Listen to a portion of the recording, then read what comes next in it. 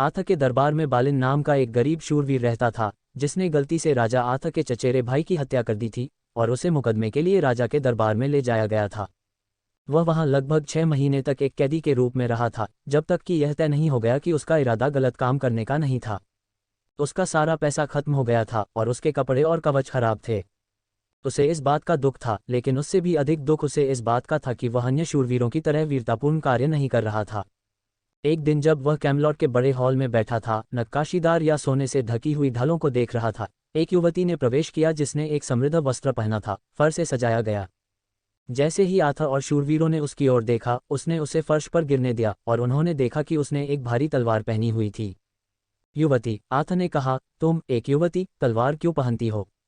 अफसोस, युवती ने कहा, अगर मैं इसे नहीं पहनती तो मुझे खुशी होती। ये बहुत भारी है और इससे मुझे दर्द होता है, लेकिन मुझे इसे तब तक पहनने के लिए मजबूर होना पड़ता है जब तक कि मुझे कोई ऐसा शूरवीर न मिल जाए जो इसे मुझसे ले सके। निश्चित रूप से कई शूरवीर ऐसा कर सकते थे और खुशी से, लॉर्ड्स ने कहा।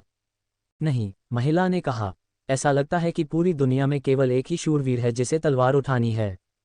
मैंने सुना है कि राजा आथ के दुश्मन राजा रियंस के दरबार में बहादुर शूरवीर थे और मैं वहां गया, फिर भी कोई भी तलवार नहीं खोल सका तलवार।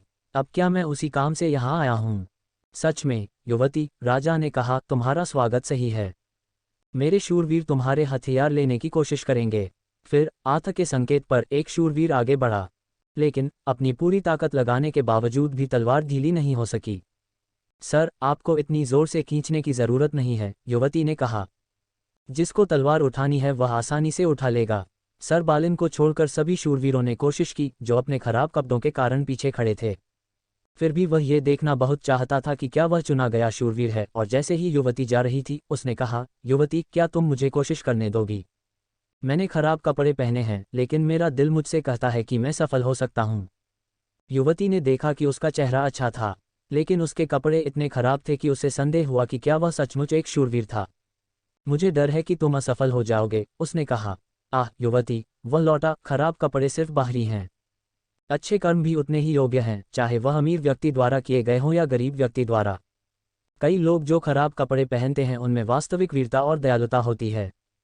ये बिल्कुल सच है, उसने कहा, तो कोशिश करो, अच्छा सर। तब सर बालिन ने तलवार की मूठ पकड़ ली और हथियार आसानी से निकल गया। सभी राजाओं को आश्चर्य हुआ और महिला ने कहा, आप एक अच्छे शूरवीर हैं, सबसे अच्छे शूरवीर हैं जिनसे मैं मिली हूं।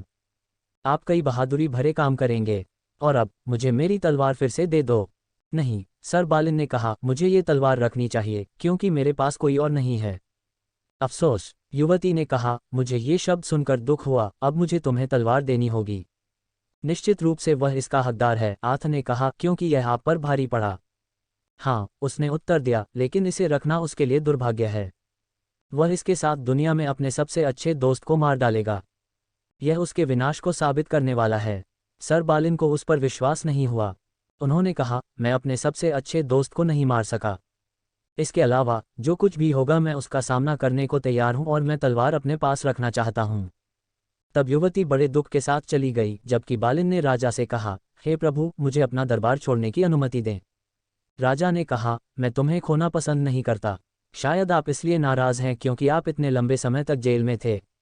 आपको पता होना चाहिए कि कौन निर्दोष है और कौन दोषी है, इसका पता लगाने में समय लगता है। माय लॉर्ड, सर बालिन ने उत्तर दिया, मैं जानता हूं कि जल्दबाजी में निर्णय लेना बुद्धिमानी नहीं है, और मुझे जेल में रखने के लिए मैं आपको दोषी नहीं ठहराता। मैं आपसे प्यार करता हूं और आपके दरबार को छोड़ना चाहता हूं ताकि मैं कुछ काम कर सकूं गोलमेज के योग्य। तब आथ ने कहा कि वह जा सकता है। जल्द ही एक नौकर बालिन में एक बढ़िया घोड़ा और अच्छे कवच लेकर आया जो राजा के उपहार थे। बालिन ने तुरंत आथा और शूरवीरों से विदा ली और गाड़ी चलाते समय गाते हुए चला गया क्योंकि वह बहुत खुश था। कभी कभी वह अपनी ढाल उठाकर उसकी प्रशंसा करने के लिए रुकता था।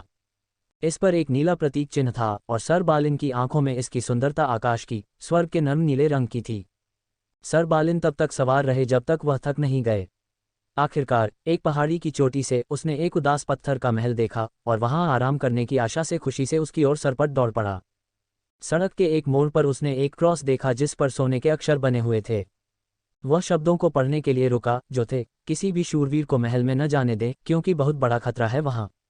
ओह, सर बालिन ने कहा, मैं खतरे का आदी हूं। मुझे किसी बात का डर नहीं है, और वह आगे बढ़ गया।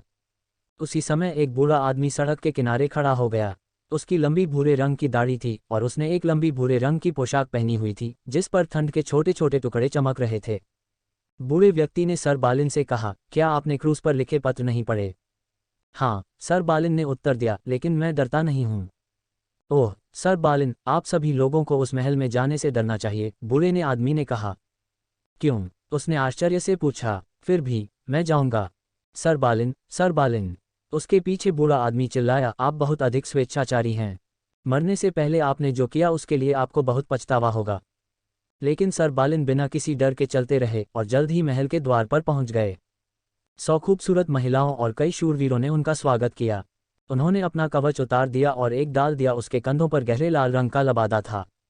फिर वे उसे एक भोज हॉल में ले गए जहां संगीत और नृत्य चल रहा था। उन्होंने उसके सामने भोजन रखा और उसने खा लिया। सौभाग्य से वह बहुत खुश था, उसे यकीन था कि वह यहाँ कई दिनों तक आराम कर सकता है। जैसे ही वह ये सोच रहा था, महल की मालकिन महिला ने कहा, सर नाइट, यह इस महल का नियम है कि जो भी स्वामी यहाँ अतिथि के रूप में आता है उसे लड़ना होगा।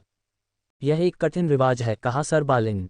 फिर भी आपको लड़ाई की जरूरत है, लेकिन एक बार महिला ने जवाब दिया, हमारे यहाँ वह शूरवीर है जो आपके आने से ठीक पहले दाखिल हुआ था। अफसोस, सर बालिन ने कहा, मैं लड़ना नहीं चाहूँगा क्योंकि मैं आराम करना चाहता हूँ। हालांकि चूंकि महल का रिवाज ऐसा ही है, इसलिए मुझे अपनी भूमिका अवश्य निभानी होगी। किसी को मेरा कवच लाने दो। नौकर तुरंत काले कवच का एक सूट लेकर उनके पास आया। यह मेरा कवच नहीं है, सर बालिन ने कहा। मेरा कवच काले रंग से रंगा नहीं है। ये है ईमानदार ग्रे स्टील, नीले रंग से सजाया गया। ये महल का रिवाज है कि काला पहना जाए, उन्होंने उससे कहा। ये कवच आपके कवच जितना ही अच्छा है। सर बालिन को दुख हुआ, वह शायद ही बता सके कि क्यों, और था बहुत खेद है कि वह कभी महल में आया था। हालांकि कवच पहनकर वह आंगन में गया और अपने घोड़े पर बैठ गया। जैसे ही वह तैयार हुआ, एक और शूरवीर सभी काले कपड़े पहने हुए आंगन में प्रवेश किया। दोनों शूरवीर सवार हो गए एक साथ। इतनी भयंकर की झटके ने उन दोनों को अपने घोड़ों से बेहोश कर दिया। थोड़ी देर के बाद वे ठीक हो गए और महल की दीवारों के पास एक दूसरे को दबाते हुए पैदल लड़ने लगे। सर बालिन उस तलवार से लड़ रहे थे जो उन्होंने ली थी राजा आर्थर के दरबार में युवती।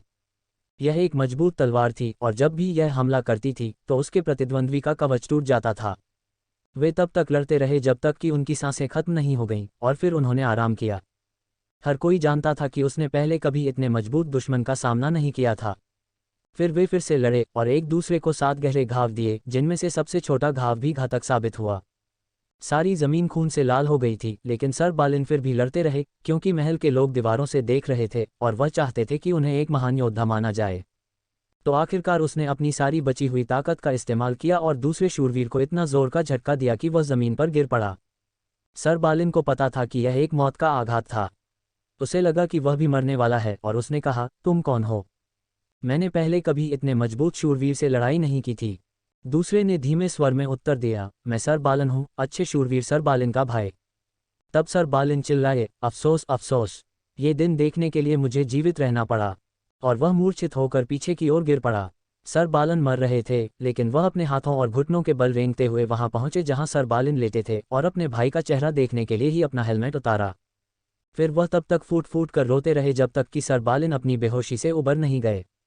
अफसोस, सर बालिन ने कहा, अगर हमने अपना कवच पहना होता तो हमें एक दूसरे को जानना चाहिए था, और अब हमें मरना होगा, हमने एक दूसरे को मार डाला है। वे तब तक लड़ते रहे जब तक उनकी सांसें थम नहीं गईं। लड़ाई में सर बालिन रोने के लिए पश्चाताप से भरे हुए थे।